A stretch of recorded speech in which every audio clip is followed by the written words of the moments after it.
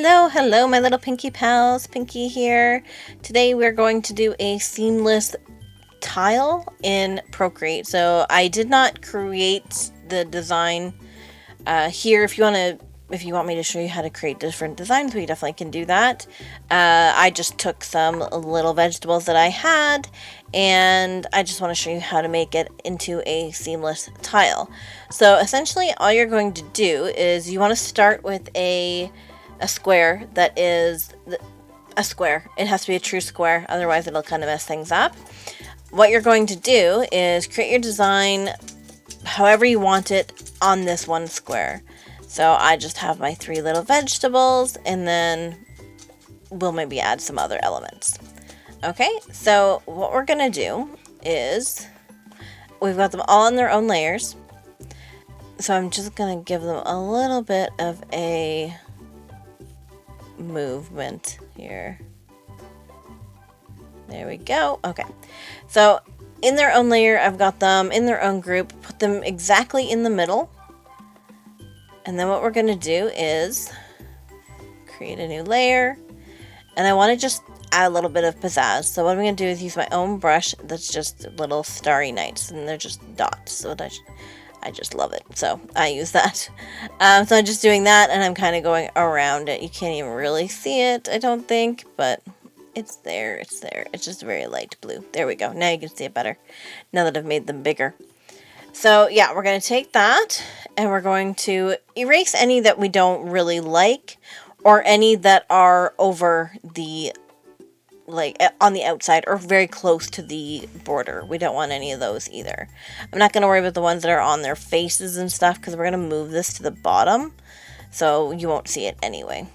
You may need to do, it's all random, so I might do some touch-ups, and you may have to as well, but we don't need to worry too much about any of the stuff that's going to be behind them. So we'll move that to the back, and that gives me my basic kind of look.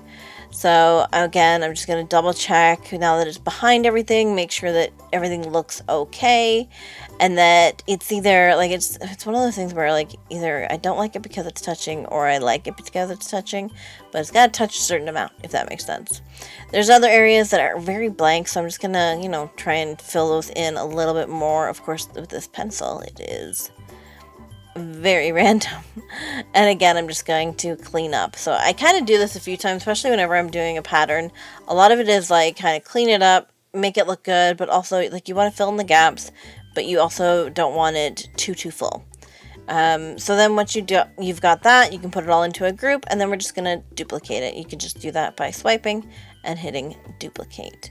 So now we've got the exact whole thing. We're going to flatten it, and then we're going to duplicate it, and we're going to duplicate that one 4 more times. And then what we're going to do is hide all of them except for one, take one, and then we're going to move it up into a corner. So we're going to use the nodes that show where it is, and we're going to make sure that we've got it. Now, I will say it's easier if you can make sure that it has something on each side. So when you can select it, you see it doesn't actually fill the whole square. So what I'm going to do, just to make it kind of easier on myself, is just add something at each side so that it is a true full 200 by 200 pixel square. And then when you see it, we'll end up erasing it. But at least this way it allows me to make sure that it's covering that whole section. And that's just what I do. I find if I don't, then it'll end up being not right because of just the way it is. So now that we know that it is it covers the whole square, we're going to then duplicate all of them again, because I did not check this originally. So we're going to do 4. Again, we're going to hide them all except for one. We're going to select it, and using those nodes, we're going to move it. So in this case, we're going to move it to the left, to the top left, and it'll snap on. Now, to make sure that it will snap, make sure you have snapping on, and you want to increase it a little bit. So like my distance is 8, velocity is a little bit higher as well, 1.7. It just helps to snap it. So then we're going to open up another one and do the exact same thing, but we're going to go to the right side instead, the top right. And we're going to make sure that each of those little nodes line up. Okay, the next one, we're going to do the exact same thing, only different. We're going to do the bottom left and then the bottom right. Okay, and there you go, and that's it. So you'll notice that my design, it really did have a lot of space, especially outside. The main designs were very much so in the corner, and I did that on purpose. And now you can see I'm just going through and I'm deleting those like kind of guidelines where I made sure that I had where it made sure to meet each side. I just need to find the other one. It's that one. Yeah, it's that one. Okay. There we go. So then there's a lot of space in the middle. So what I'm going to do is put those into a new, bring it under, and I can add more of my little dots in there because I've already got that pattern to make it a little bit more, you know, the way it is. Again, you just want to make sure that you delete any of the ones that are on the edges and things like that. Anything that's too close, all of that stuff. I do a lot of like refining the pattern as I go. Anything that covers the side, it's not going to match up on the other side because we've already done the tiling, so you want to make sure that you get rid of it. Anything, of course, that I've got that's kind of too close, I'll get rid of that as well. But I'll just add a few more dots, clean it up, make it until it looks good to me, essentially. And then what we're going to do is, sometimes you could do a whole different thing, but what I'm going to do is make another copy of my original. I always keep the original whenever I'm doing these. If I have to, sometimes you have to create a whole new file. But I'm going to take that original, I'm going to get rid of the dots, and then I'm going to just drag that to the top. And then you can see there, I've got my original design on the inside, and you have a tiled background. So to make sure that it works, what you can do is, well, I mean, I'm going to clean it up, make sure that it looks good. Like extra good. This is the best time to make sure that everything lines up, everything looks good. I may even move like the insides a little bit, like I might move them a little bit more. So you want to make sure that everything is copacetic, essentially.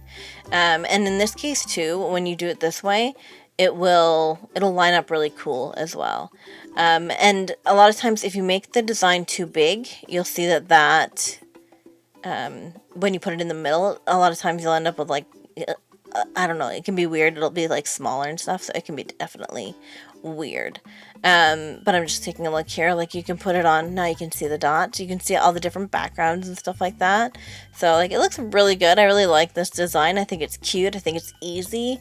Like not easy, but like it's a simple kind of design, but it gives you the texture with the dots, and then it also gives you the main characters. And I think it works pretty good in a lot of different colors. So yeah, I like it. I like it a lot. It's probably going to be pink. I'm not going to lie. I mean, I am me, right? I don't want to go off brand too much, but it looks good. So in order to tell whether or not it is a seamless tile, what you can do then is create your canvas even bigger, and you may have to create a whole new file for this as well. So you're just going to go to canvas and you're going to do crop and resize. So I've got 2000 by 2000, I think it said 200, sorry. So then just double it and then done. And then you're going to take it and you're just going to do the exact same thing essentially. Go back to your main design, duplicate each part, and then, well, you want to make sure that you group them. I'm bad about flattening and stuff, and I apologize to those who don't like to flatten their layers, but for the purpose of the video, I'm just going to flatten. You don't have to, but essentially you can group as well, right? You're just going to move it into each of its spots. So we've got that, and you can see there's no, like, it's not moved over slightly. It's perfectly seamless. And then you're going to do the exact same to the other side. And then we'll do another one at the bottom.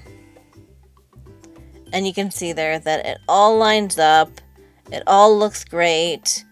All of the like elements are kind of diagonal as well, so it's not boxed in like a square. I think it looks really cute.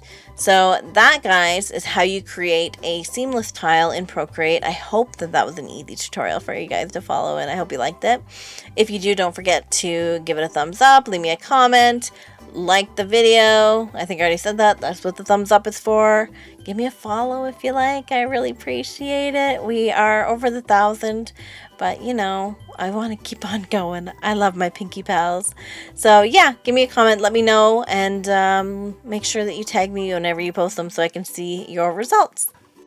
A special thank you goes out to all of my patrons. If you're interested in joining, you can see the link in my description. Thank you so much for your support. All right, guys. I love you so much. Have a great day. Bye-bye.